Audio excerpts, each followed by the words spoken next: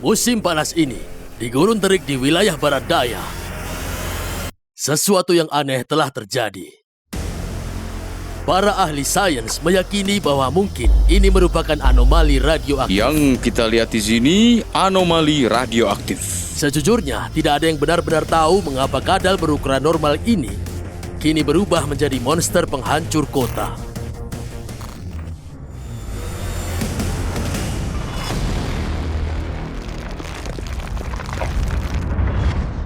Apa kabar Kayu Dipek? Malam ini gelap dan berangin di Arizona. Dan malam ini kita akan melihat dua kadal paling keren di wilayah barat daya, yaitu kadal gila dan kadal manik-manik, yang kebetulan merupakan dua kadal berbisa di belahan bumi bagian barat daya ini. Tujuan kita malam ini adalah untuk melihat beberapa persamaan dan tentu saja beberapa perbedaan. Dan kemudian pada akhirnya memutuskan apakah kalian tim gila atau kalian tim manik-manik. Aku belum tahu sih. Kita lihat aja gimana nanti semua akan berjalan. Oke Mario, untuk memulai penting untuk dicatat bahwa kedua hewan ini tidak ditemukan di alam liar. Baik kadal gila maupun kadal manik dibesarkan di penangkaran dan mereka adalah duta bagi spesies mereka. Begitu kira-kira. Dan kami sangat senang mereka hadir bersama kami di malam ini untuk sesi edukasi singkat tentang kadal gurun raksasa. Coba lihat dua kadal gurun berbisa ini. Artinya mereka cukup jinak, itulah kenapa kami bisa menanganinya seperti yang kami lakukan sekarang ini. Karena tentu saja mereka berbisa, ya kan? Harus berhati-hati, kita tidak bisa mendekatkan jari kita terlalu dekat ke mulut-mulut mereka. Kalau tidak sengaja tergigit, akan sangat sakit, tapi kita akan membahasnya sebentar lagi. Kurasa titik awal dari kedua kadal keren ini terletak pada namanya. Semua dinamanya kan? Jadi kadal gila dan kadal manik-manik sama-sama termasuk dalam genus Heloderma, yang berarti kulit berbenjol. Benar sekali, aku akan coba memutar kadal ini ke arah samping seperti ini. Dan semua benjolan kecil yang bisa dilihat sepanjang tubuh kadal ini adalah osteoderm. Potongan-potongan kecil tulang yang tertutup kulit dan sisik, yang tentu saja membuat mereka tampak seperti berhias, manik-manik, atau berlapis baja. Iya, hampir seperti itu. Ya, sesuai namanya, kadal bermanik kan? Semua osteoderm kecil itu terlihat seperti rangkaian manik-manik kecil. Jadi orang melihat ini dan menamainya kadal manik-manik. Iya, dan memang terlihat seperti lapisan pelindung. Nah, ketika kalian melihat kedua kadal ini dan menyadari bahwa mereka berkerabat, mereka sebenarnya berteman, mereka hidup bersama di penangkaran yang cukup keren, jadi mereka sangat ramah. Kalian tidak perlu khawatir mereka akan mungkin berkelahi satu sama lain. Ada perbedaan menarik, dan yang jelas lainnya di antara kedua kadal ini.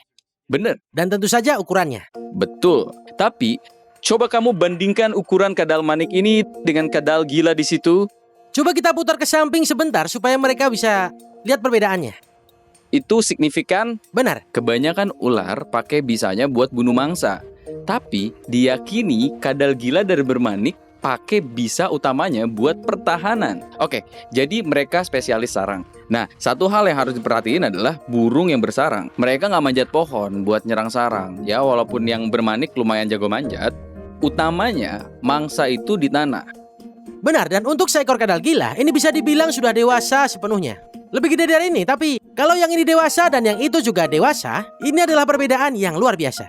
Ini perbedaan yang sangat jauh. Kukira gitu ya, kukira gitu. Kayaknya dia ngeluarin racun lebih banyak. Aku setuju, bagi kadal berbintik, ukuran sangat penting dan mungkin akan berpengaruh pada berburu mangsa. Nah, satu hal lagi yang akan kalian perhatikan adalah panjang dari ekornya. Ini. Betul. Ada perbedaan di ekornya dan juga kesamaan. Mari kita coba bandingkan untuk melihatnya, guys. Lihat tuh. Ekor yang bermanik jauh lebih panjang. Kadal gila punya ekor yang agak pendek dan gemuk. Nah, keduanya punya fungsi sama dan nyimpan lemak di ekornya. Jadi, kalau kamu pencet ekor kadal gilamu itu, kayak aku sekarang nih, tembem nih. Itu semua cadangan lemak. Jadi kadal gila sama bermanik yang sehat bakal punya banyak cadangan lemak di ekornya. Alasan mereka menyimpan cadangan lemak di ekor mereka adalah karena di lingkungan gurun, terkadang jika terjadi kekeringan dan berkepanjangan, kadal ini perlu tinggal di dalam liang mereka selama berbulan-bulan. Mereka bisa bertahan hidup dengan memanfaatkan nutrisi yang terdapat dalam cadangan lemak di ekor mereka. Betul. Soalnya kadal gila sama bermanik itu hidup di lingkungan kering. Faktanya, kadal bermanik ada dari Meksiko sampai Guatemala. Sedangkan kadal gila nyebar di wilayah yang kadang tumpang tindih sama kadal bermanik. Benar, dan penting untuk dicatat kalau kadal gila adalah satu-satunya kadal berbisa di Amerika Serikat. Dan jika digabungkan, keduanya merupakan dua jenis kadal berbisa dan satu-satunya di belahan bumi bagian barat. Bener banget. Lumayan keren. Nah, kesamaan lain yang dimiliki kedua kadal ini Kalian mungkin bisa memperhatikan bagian lidah bercabang yang menjulur ke depan. Itu tentu saja adalah struktur lidahnya. Yep, lidah bercabang itu organ indera tambahan. Itu kemoreseptor. Jadi kalau kamu lihat mata kadal gila sama bermanik, apa matanya gede? Kecil banget. Ya, penglihatan mereka jelek.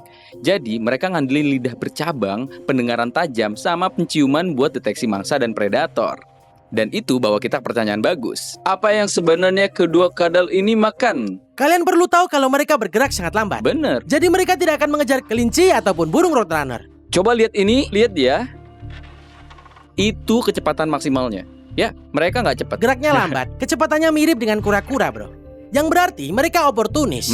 Semakin mudah makanan yang mereka konsumsi, semakin baik pula bagi kadal tersebut. Jadi, mereka terkenal karena kemampuannya mencuri sarang burung, telur burung atau anak burung lainnya. Bener. Di mana lagi kamu bisa menemukan hewan mudah?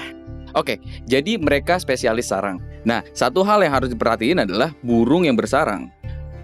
Mereka nggak manjat pohon buat nyerang sarang. Ya, walaupun yang bermanik lumayan jago manjat, utamanya mangsa itu di tanah. Kayak pengerat kecil yang bikin sarang di lubang. Mereka bakal masuk dan beneran nyerbu serangnya. Jadi kalau kita pertimbangkan fakta bahwa kadal-kadal ini oportunis dan akan mengambil makanan yang paling mudah didapat, mereka ini beracun.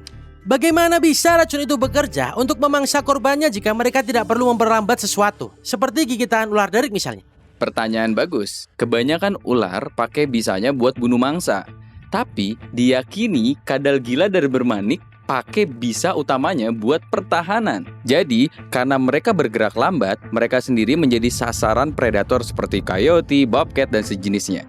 Sehingga mereka harus membela diri dengan bisa mereka. Ya, sangat penting untuk dicatat kalau kelenjar racun pada kadal gila dan kadal manik-manik terletak di rahang bagian bawah. Tidak seperti ular derik yang memiliki kelenjar bisa di langit-langit kepalanya dengan taring yang berengsel. Kadal ini punya gigi yang tetap. Giginya tajam, mengarah ke belakang, dan ketika mereka menggigit dan mencengkeram sesuatu, berarti mereka juga harus mengunyah racunnya yang meresap melalui gigi, alur di gigi, dan kemudian bercampur dengan air liur mereka. Mengingat kedua kadal ini berbisa, aku yakin salah satu pertanyaan yang pasti kalian ingin tahu adalah gigitan mana yang lebih menyakitkan? Kadal gila ini atau kadal manik? Nah, kamu kan pernah digigit kadal gila. Mau jelasin dikit nggak rasanya gimana? Tentu, ya. Gigitan kadal gila, yang merupakan gigitan tidak sengaja, harus kutambahkan. Itu pengalaman paling menyakitkan dan mengerikan yang pernah aku alami. Jariku berada di dalam mulut kadal gila. Mungkin kurasa sekitar kurang dari 1 detik. Namun, aku tetap terkena racunnya. Dan rasa sakitnya berlangsung hampir selama 8 jam. Jadi kalau bicara soal senyawa racunnya, susunan dari racun tersebut, Mario, menurutmu, racun mana yang lebih ampuh?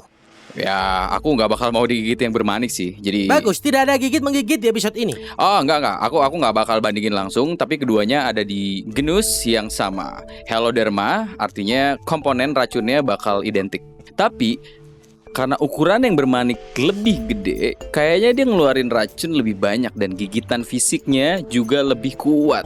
Oke, jadi kita akan kasih poin kepada kadal manik-manik karena gigitannya lebih berdampak dan mungkin lebih menyakitkan berdasarkan ukuran dan jumlah racun yang dia keluarkan. Kukira gitu.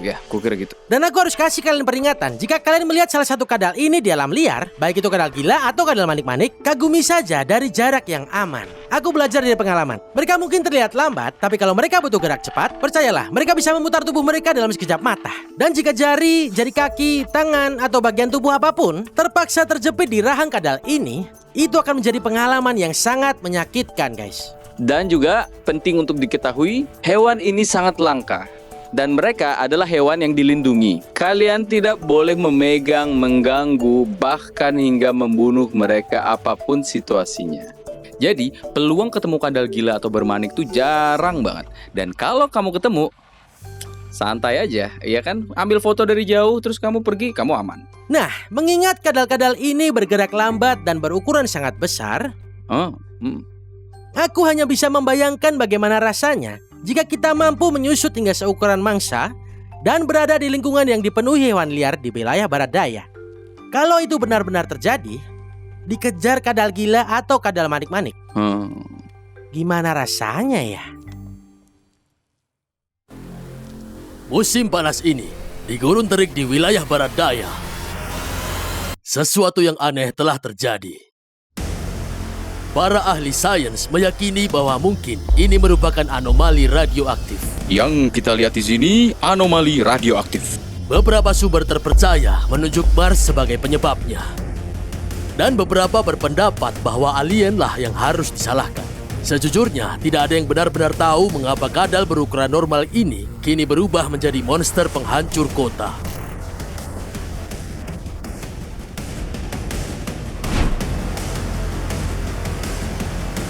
Dalam upaya menemukan jawabannya, dua pria pemberani yang gemar berpetualang akan memulai perjalanan seumur hidup mereka.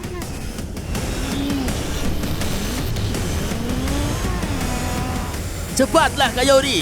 Sini kau, Kayori. Percuma lari.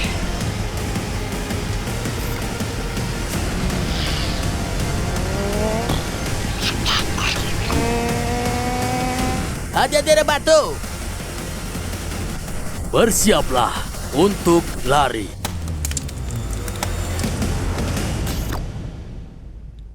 Wow, itu gila sih. Iya, benar juga ya.